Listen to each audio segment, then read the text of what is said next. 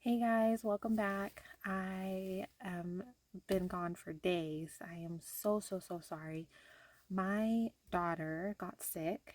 She's 15 months. She just turned 15 months yesterday. And this was her first time actually being sick. I mean, fever. She had a fever off and on for 4 days. She had a cough, congestion, runny nose, all of that. And she was just lethargic and tired and just low energy and just, like it was awful. And every time I took her for a nap or bedtime, she would not let me put her in her crib, like at all. I had to hold her for her naps just so that she could get some rest. I had to put her in the bed next to me at night because she refused to go in her crib. And so, and I can't leave her on the bed alone unattended. So, I had no one to watch her. My husband works and sleeps and goes to school, so he's just, for right now, it's all on me to take care of my daughter. And so it was a really hard couple of days. I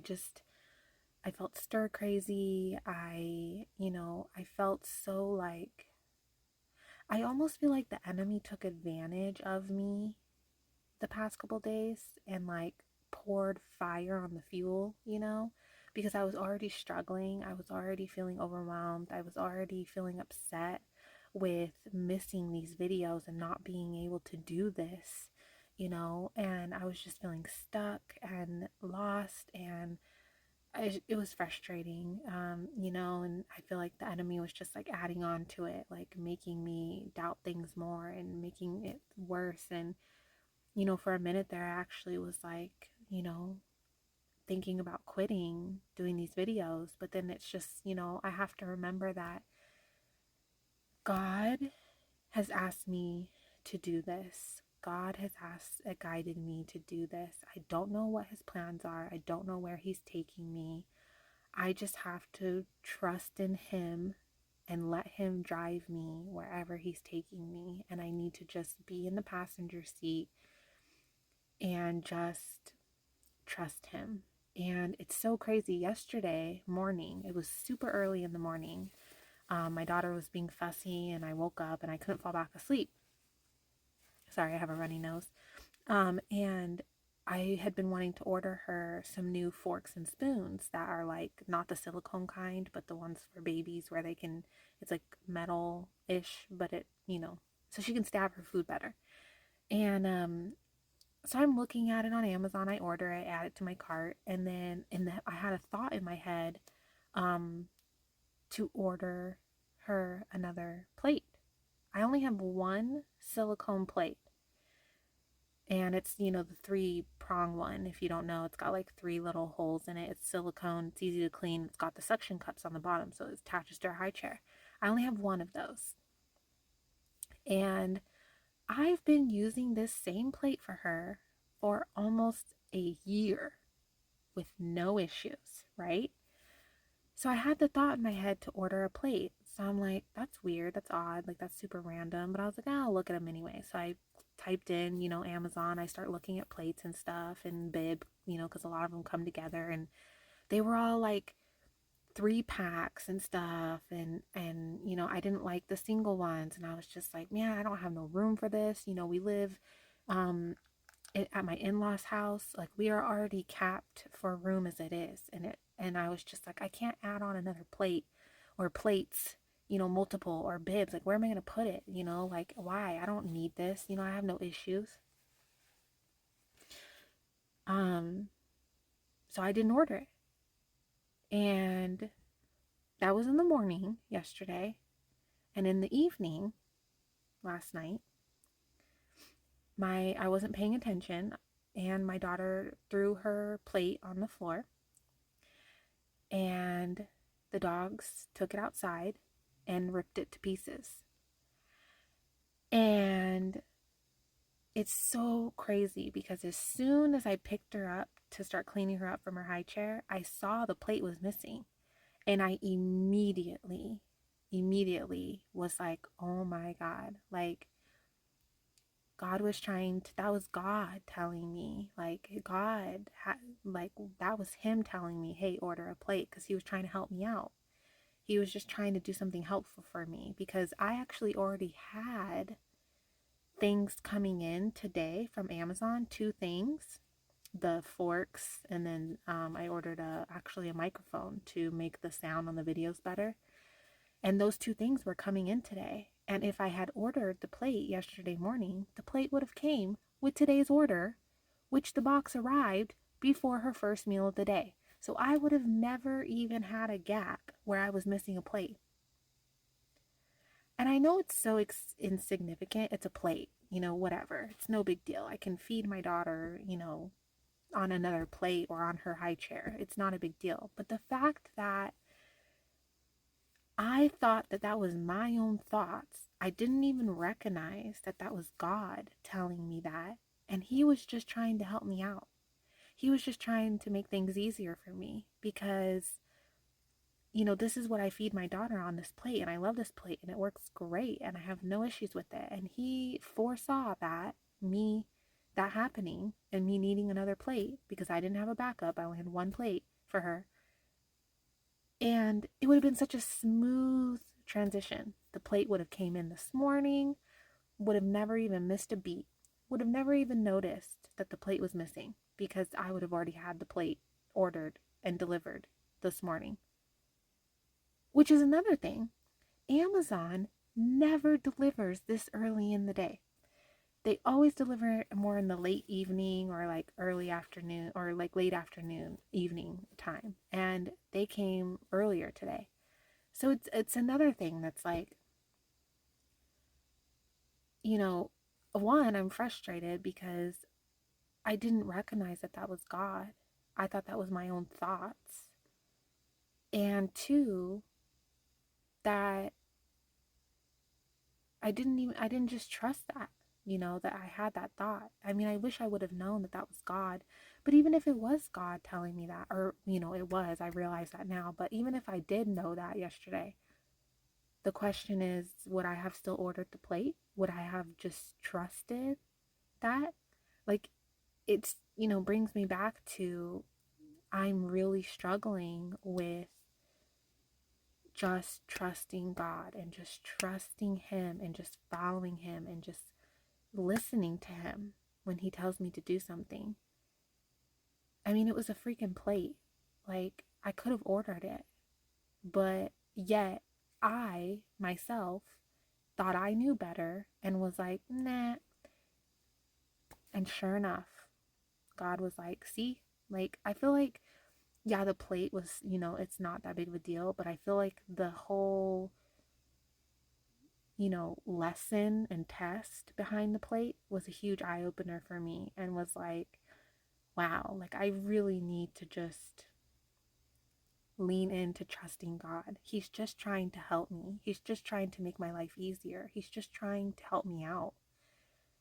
And when I pray to God, I never ever feel like He has bad intentions for me. I always feel like He's there for me. He's just trying to love me and help me and make my life easier and guide me to a good life and a life where, I truly believe that God just wants us to live life the way He intended for us all way back when He created Adam and Eve, and things have gotten so messed up. And it's like, I don't know, it was a huge eye opener for me. I felt so emotional last night and was like praying, and I was just like crying, and I was just like, I'm so sorry, God, like I don't know what's wrong with me. I don't know why I'm having such a hard time recognizing when it's you telling me something versus my own thoughts or the flesh or the enemy. I'm having trouble a lot with discernment right now. And even when God tells me something and I know it's God, I still struggle with trusting what He is telling me and what He is telling me to do. And that's something I really need to work on. I really need to work on that. And I've been praying a lot, even though I haven't read the Bible for the past, since the last video I did. So what, like 5, 6 days now? I don't even know. This week has been a blur. But I have been praying every day, sometimes twice a day. So, and that's another thing I need to work on. Even when things are going wrong in my life or my routine is upset or something has happened, I still need to make an effort to read the Bible.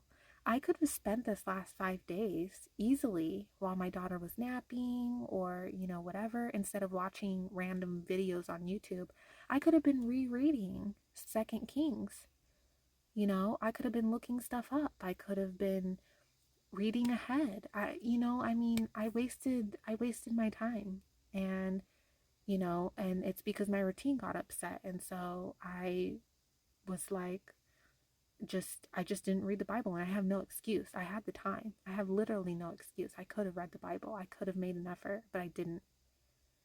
And that's also something I need to work on, because sometimes your routine in life and your schedule and your normal way of life is going to get messed up sometimes. But you can't just neglect prayer. You can't just neglect the Bible. One day here and there, yeah, sure. Like, I think God, is loving enough to understand that sometimes life happens. But to go 5, 6 days where I had the time and I actively chose not to read the Bible, that's on me. And that's something I need to work on. So, because right now we're about to jump into these chapters, and I have to like remind myself and like remember, where did we even leave off? Like it's been that many days. And so, and I also think too, the more you stay away from the Bible, the more, like I feel like the enemy takes advantage of that and like tries to keep you from it even more, and it's like you don't want to give that opportunity. You don't want to open that door to them, to the enemy, So I don't know, guys. Moral of the story is, if God tells you and you're on Amazon to order a silicone plate for your child, do it. Oh my goodness. Lesson learned though. I really do. I learned a lot over the past couple days, especially yesterday. So, I'm gonna do better. And like I said, I bought a microphone, a nice one, to make my videos sound better. I'm gonna make more of an effort to make the quality of my videos better. I've been asking God, like, hey, tell me where you're taking me with this. Tell me what you want me to do. Show me, tell me what your will is for me, and I will do it. And so, just, if you're reading along with me, whether now or in the future, don't give up. I feel like God is like gonna reward me and you if, and I don't mean like material things. I just mean like, if you take the time and the effort to read His Word, which is the Bible, I feel like God is going to like reward that, you know? And I know it's not easy, but it's almost like, I don't know. I mean, like sometimes when you don't want to eat healthy food, but it's good for you and you'll feel good after. Or you don't want to exercise, but it's good for you, so you force yourself to and you feel better after. I feel like it's somewhat similar with the Bible. Sometimes I don't want to read the Bible, but I always feel better after. And, along with feeding, your physical health, your mental health, you also have to feed your spiritual health. And I feel like a big way to feed that is to, nurture your spiritual health. Two big ways to do that is to read the Bible and regularly and to pray. And so, learn from my mistake. If you're sick or your routine's messed up, don't forget to read the Bible. Don't forget to pray. Don't forget to do those things, you know? You know, it's okay to like, you know, take a moment and off of, social media or YouTube or videos or whatever and spend a little time with God, like that's what he wants from us. So, one of the things, but anyways, sorry guys, I had to say all of that because I've missed you guys and I've missed making these videos and I just really wanted to share all of that. So I apologize for the video being long, but let's get into it. I will stop talking and I'll try to remember what we're doing with today's chapters. And he defiled Topheth, which is in the valley of the son of Hinnom, that no man might make his son or his daughter pass through the fire to Molech. Then he removed the horses that the kings of Judah had dedicated to the sun at the entrance to the house of the Lord, by the chamber of Nathan-Melech, the officer who was in the court. And he burned the chariots of the sun with fire. The altars that were on the roof, the upper chamber of Ahaz, which the kings of Judah had made, and the altars which Manasseh had made in the 2 courts of the house of the Lord, the king broke down and pulverized there, and threw their dust into the brook Kidron. Then the king defiled the high places that were east of Jerusalem, which were on the south of the Mount of Corruption, which Solomon, king of Israel, had built for Ashtoreth, the abomination of the Sidonians, for Chemosh, the abomination of the Moabites, and for Milcom, the abomination of the people of Ammon. And he broke in pieces the sacred pillars, and cut down the wooden images, and filled their places with the bones of men. Moreover, the altar that was at Bethel, and the high place which Jeroboam, the son of Nebat, who made Israel sin, had made, both that altar and the high place he broke down. And he burned the high place, and crushed it to powder, and burned the wooden image. As Josiah turned, he saw the tombs that were there on the mountain, and he sent and took the bones out of the tombs, and burned them on the altar, and defiled it according to the word of the Lord, which the man of God proclaimed, who proclaimed these words. Then he said, "What gravestone is this that I see?"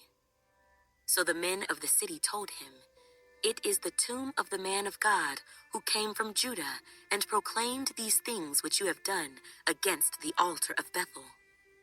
And he said, "Let him alone, let no one move his bones."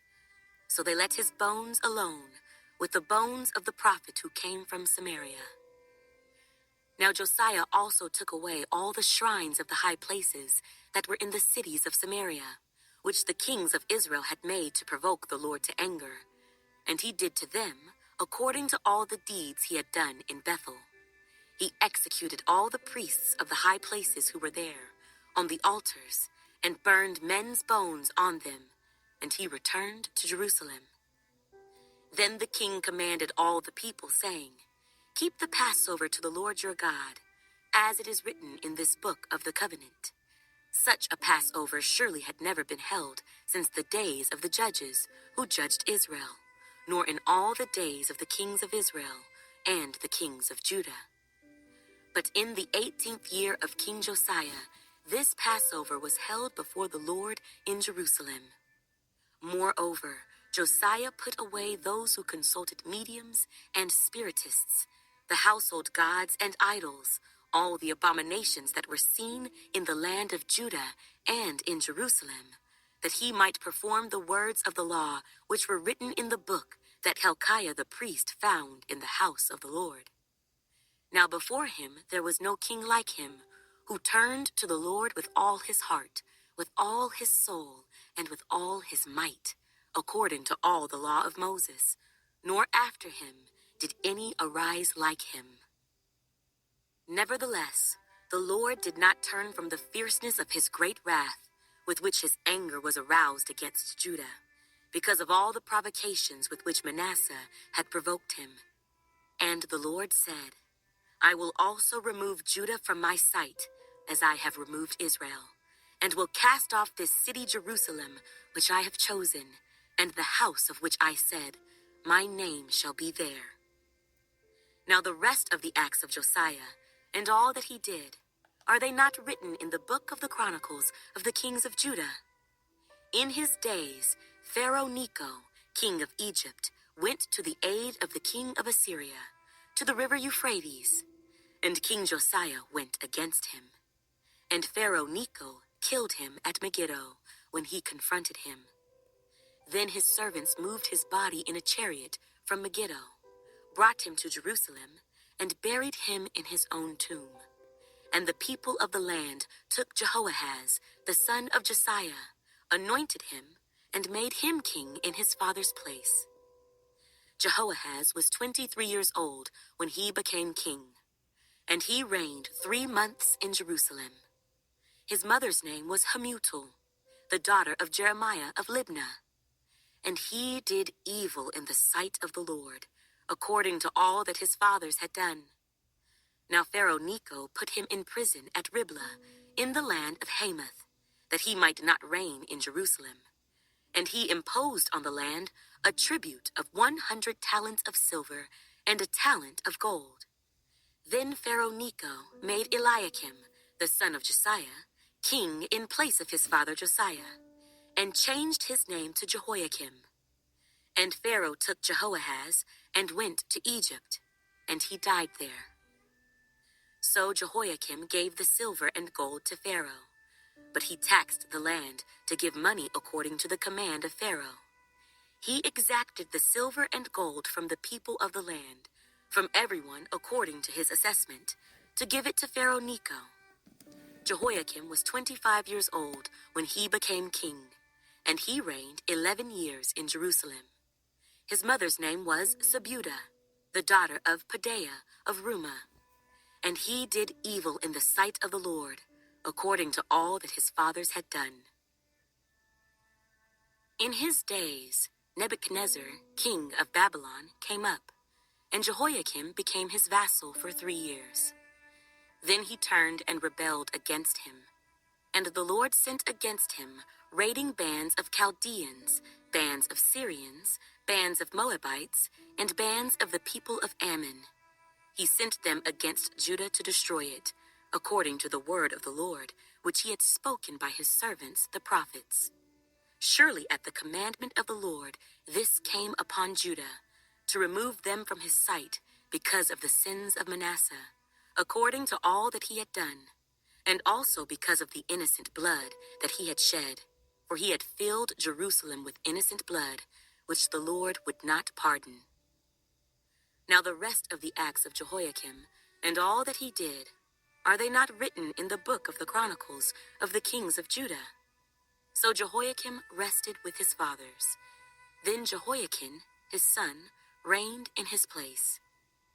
And the king of Egypt did not come out of his land any more, for the king of Babylon had taken all that belonged to the king of Egypt, from the brook of Egypt to the river Euphrates.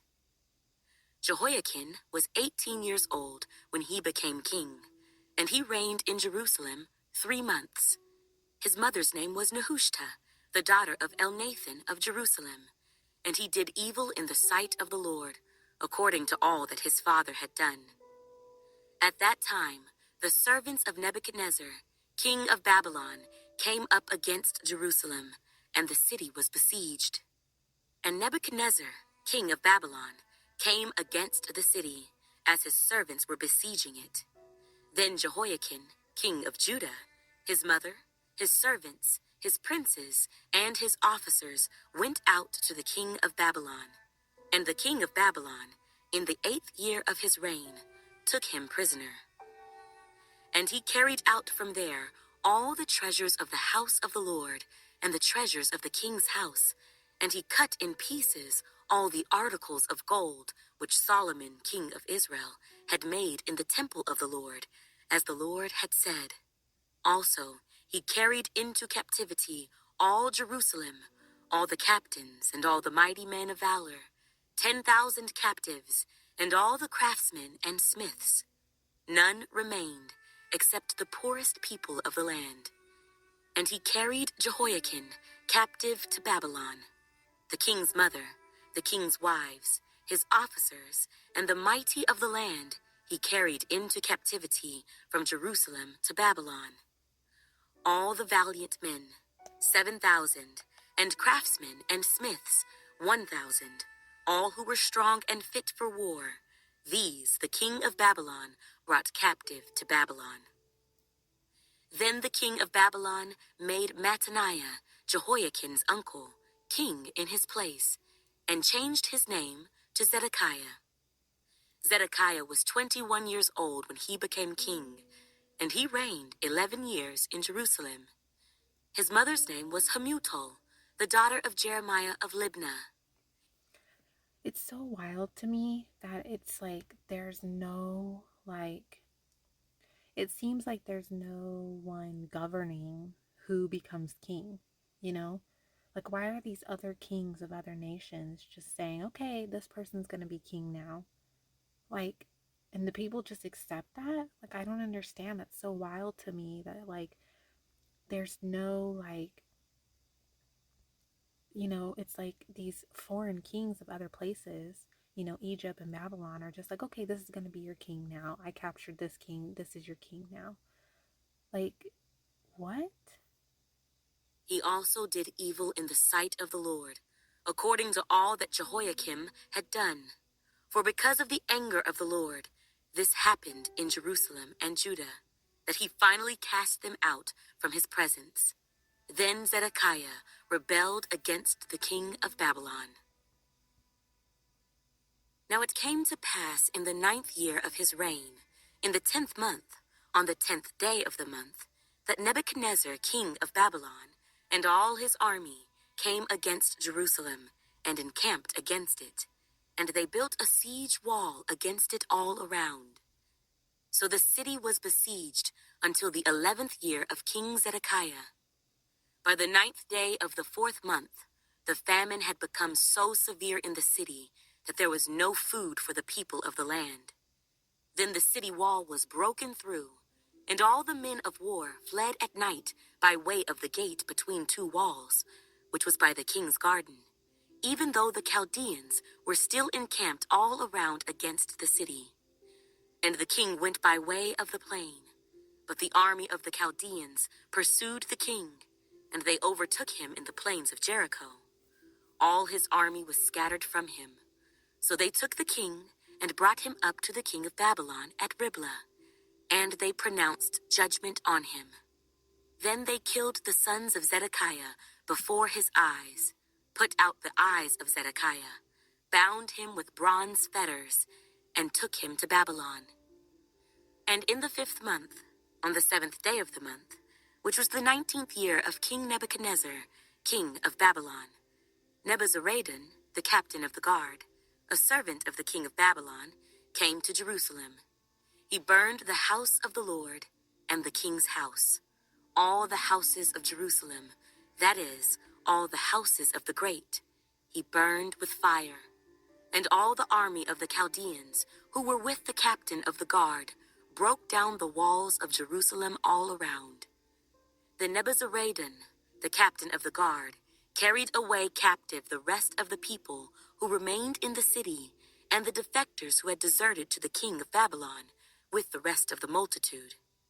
But the captain of the guard left some of the poor of the land as vine dressers and farmers. The bronze pillars that were in the house of the Lord, and the carts and the bronze sea that were in the house of the Lord, the Chaldeans broke in pieces, and carried their bronze to Babylon. They also took away the pots, the shovels, the trimmers, the spoons, and all the bronze utensils with which the priests ministered, the fire pans and the basins, the things of solid gold and solid silver, the captain of the guard took away. The 2 pillars, 1 sea, and the carts, which Solomon had made for the house of the Lord, the bronze of all these articles was beyond measure. The height of 1 pillar was 18 cubits, and the capital on it was of bronze. The height of the capital was 3 cubits, and the network and pomegranates all around the capital were all of bronze. The second pillar was the same, with a network. And the captain of the guard took Seraiah, the chief priest, Zephaniah, the second priest, and the 3 doorkeepers. He also took out of the city an officer who had charge of the men of war, 5 men of the king's close associates who were found in the city, the chief recruiting officer of the army, who mustered the people of the land, and 60 men of the people of the land who were found in the city. So Nebuzaradan, captain of the guard, took these and brought them to the king of Babylon at Riblah. Then the king of Babylon struck them and put them to death at Riblah in the land of Hamath. Thus Judah was carried away captive from its own land. Then he made Gedaliah, the son of Ahikam, the son of Shaphan, governor over the people who remained in the land of Judah, whom Nebuchadnezzar, king of Babylon, had left. Now when all the captains of the armies, they and their men, heard that the king of Babylon had made Gedaliah governor, they came to Gedaliah at Mizpah. Ishmael, the son of Nethaniah, Johanan, the son of Kareah, Seraiah, the son of Tanhumeth, the Netophathite, and Jaazaniah, the son of a Maacathite, they and their men. And Gedaliah took an oath before them and their men, and said to them, Do not be afraid of the servants of the Chaldeans. Dwell in the land, and serve the king of Babylon, and it shall be well with you.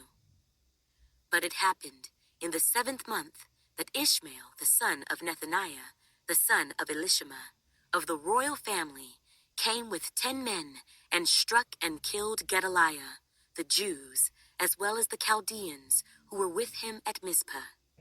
And all the people, small and great, and the captains of the armies, arose and went to Egypt, for they were afraid of the Chaldeans.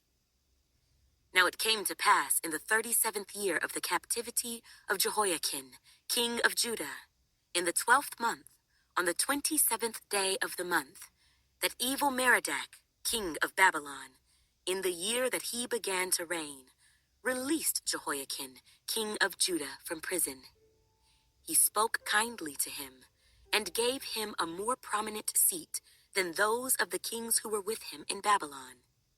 So Jehoiakim changed from his prison garments, and he ate bread regularly before the king all the days of his life. And as for his provisions, there was a regular ration given him by the king, a portion for each day, all the days of his life. Adam, Seth, Enosh, Canaan, Mahalalel, Jared, Enoch, Methuselah, Lamech, Noah, Shem, Ham, and Japheth. The sons of Japheth were Gomer, Magog, Madai, Javan, Tubal, Meshech, and Tyrus. The sons of Gomer were Ashkenaz, Diphath, and Togarmah. The sons of Javan were Elisha, Tarshishah, Kittim, and Rodanim. The sons of Ham were Cush, Mizraim, Put, and Canaan. The sons of Cush were Seba, Havilah, Sabta, Raamah, and Sabteka. The sons of Raamah were Sheba and Dedan. Cush begot Nimrod. He began to be a mighty one on the earth. Mizraim begot Ludim, Anamim, Lehabim, Naphtahim, Pathrusim, Caslahim, from whom came the Philistines and the Caphtorim. Canaan begot Sidon, his firstborn, and Heth, the Jebusite, the Amorite, and the Girgashite, the Hivite, the Archite, and the Sinite, the Arvadite, the Zemarite, and the Hamathite. Well, that just was very random, wasn't it? In the beginning of First Chronicles, those random names, I had no clue, no idea. I'm gonna have to look into that because I have no idea whose names those were or who's like what we're starting off here with. No idea. I actually have a note in my phone to go to the Dollar Tree or Walmart and get like a little notebook and a pen or pencil and start making notes while I record the Bible each day, the chapters for the day, because, to look up little things that like I kind of like am curious about or want to know more about. Um, so that when I make these videos, I can like, tell you what I found, um, or what I learned or whatever. So I've been trying. I want to make more of an effort. So I have it in my phone. I will get the notebook soon. And I will figure out my microphone that I just got today so that my quality of the videos will be better, because I've known for a long time that the volume of my voice and the volume of the recording don't match, and they're very different. And I'm so sorry for that. Um I've had a lot going on in my life, and I haven't been putting that much effort into improving the quality of my videos, and I recognize that, and I'm going to do better. So I am working on it. So just be patient with me, and I promise it will get better. So don't give up. Keep reading the Bible with me. Don't give up. If God guided you to my videos to read the Bible, um, you know, there's a reason. So don't give up. If I can do it, you can do it. So, um, you know, just don't give up, okay? Okay, guys, well, I gotta get going. I'm so happy I was able to do today's video. I wasn't sure if my daughter was gonna let me put her down for a nap or not, but she did. Yay! So I want to take advantage and get some stuff done while she's still sleeping. So I will see you guys tomorrow. Bye.